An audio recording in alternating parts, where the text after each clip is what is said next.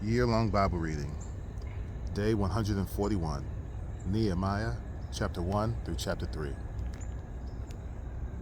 Chapter 1. The words of Nehemiah, the son of Hakaliah.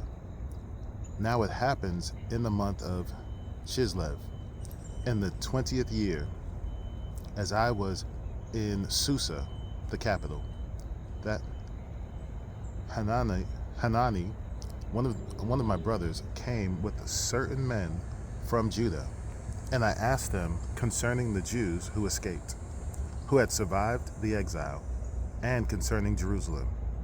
And they said to me, the remnant there in the province who had survived the exile is in great trouble and shame. The wall of Jerusalem is broken down, and its gates are destroyed by fire. As soon as I heard these words, I sat down and wept and mourned for days. And I continued fasting and praying before the God of heaven. And I said, O Lord, God of heaven, the great and awesome God, who keeps covenant and steadfast love with those who love him and keep his commandments, let your ear be attentive and your eyes open to hear the prayer of your servant that I now pray before you day and night for the people of Israel, your servants, confessing the sins of the people of Israel, which we have sinned against you. Even I and my father's house have sinned. We have acted very corruptly against you and have not kept your commandments, the statutes and the rules that you commanded your servant Moses. Remember the word that you commanded your servant Moses, saying, if you are unfaithful, I will scatter you among the peoples. But if you return to me and keep my commandments and do them, though your dispersed be under the farthest skies, I will gather them from there and bring them to the place that I have chosen, to make my name dwell there. They are your servants and your people, whom you have redeemed by your great power and by your strong hand. O Lord, let your ear be attentive to the prayer of your servant and to the prayer of your servants who delight to fear your name, and give success to your servant today, and grant him mercy in the sight of this man. Now, I was cupbearer to the king. Chapter 2. In the month of Nisan, in the 20th year of King Artaxerxes, when wine was before him, I took up the wine and gave it to the king. Now I had not been sad in his presence. And the king said to me, why is your face sad, seeing you are not sick? This is nothing but sadness of the heart. Then I was very much afraid. I said to the king, let the king live forever. Why should not my face be sad when the city, the place of my father's graves, lies in ruin, and its gates have been destroyed by fire? Then the king said to me, what are you requesting? So I prayed to the God of heaven, and I said to the king, if it pleases the king, and if your servant has found favor in your sight, that you send me to Judah, to the city of my father's graves, that I may rebuild it. And the king said to me, the queen sitting beside him, how long will you be gone, and when will you return? So it pleased the king to send me when I had given him a time. And I said to the king, if it pleases the king, let letters be given me to the governors of the province beyond the river, that they may let me pass through until I come to Judah.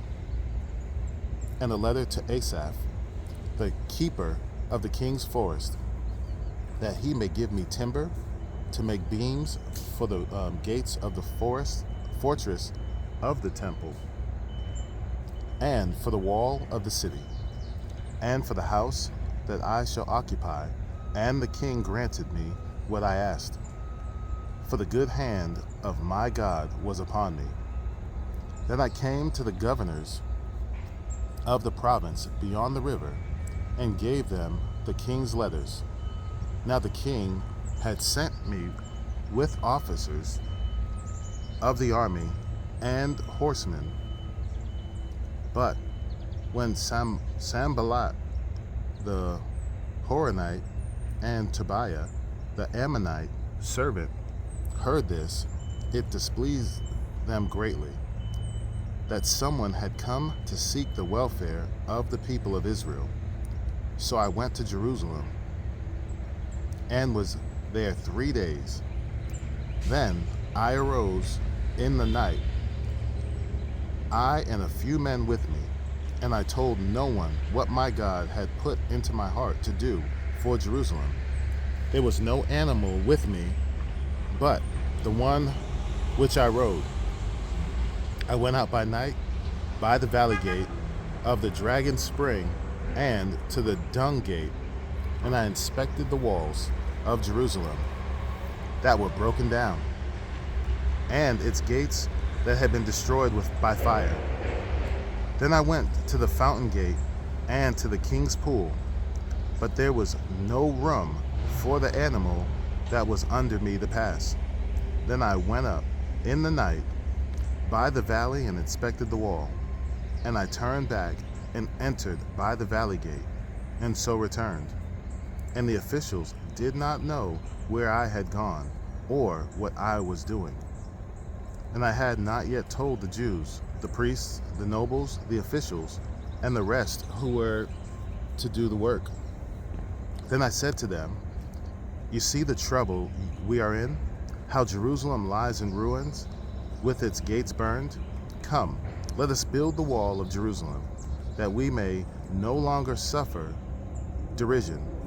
And I told them of the hand of my God that had been upon me for good, and also of the words that the king had spoken to me.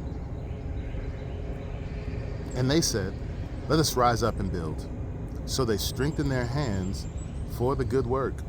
But when Sanballat the Horonite and Tobiah the Ammonite, servant of Geshem the Arab, heard of it, they jeered at us and despised us and said, "What is this thing that you are doing? Are you rebelling against the king?" Then I replied to them, "The God of heaven will make us prosper, and we, his servants, will arise and build. But you have no portion or right or claim in Jerusalem." Chapter 3. Then Eliashib, the high priest, rose up with his brothers, the priests, and they built the sheep gate. They consecrated it and set its doors. They consecrated it as far as the tower of the 100, as far as the tower of Hananel, and next to him the men of Jericho built, and next to them Zachar the son of Imri built. The son of Hassenah built the fish gate. They laid its beams and set its doors, its bolts, and its bars. And next to them Meremoth the son of Uriah, son of Hakaz, repaired. And next to them Meshullam the son of Berechiah, son of Meshezabel, repaired. And next to them Zadok the son of Bana, repaired. And next to them the Tekoites repaired. But their nobles would not stoop to serve their lord. Joiada the son of Paseah, and Meshullam the son of Besodia, Besodia,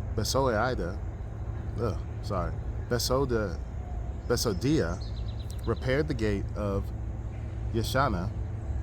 They laid its beams and set its doors, its bolts, and its bars.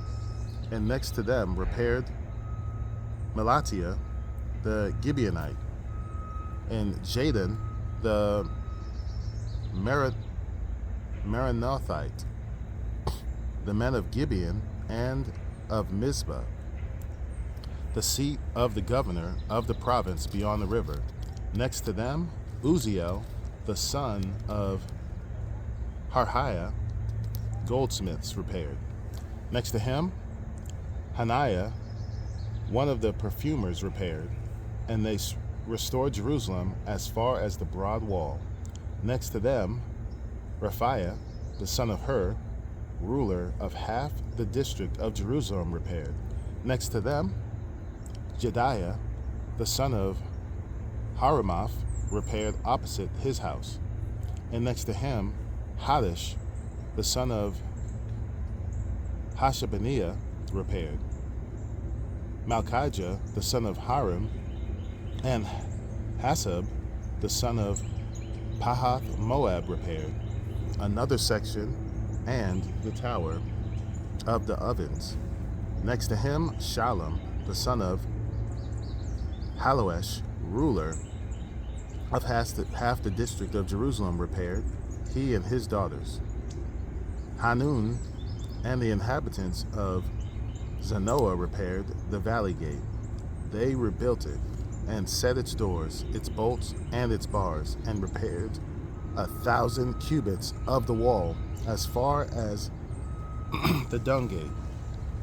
Malchijah, the son of Rechab, ruler of the district of Beth Hakaram, repaired the dung gate.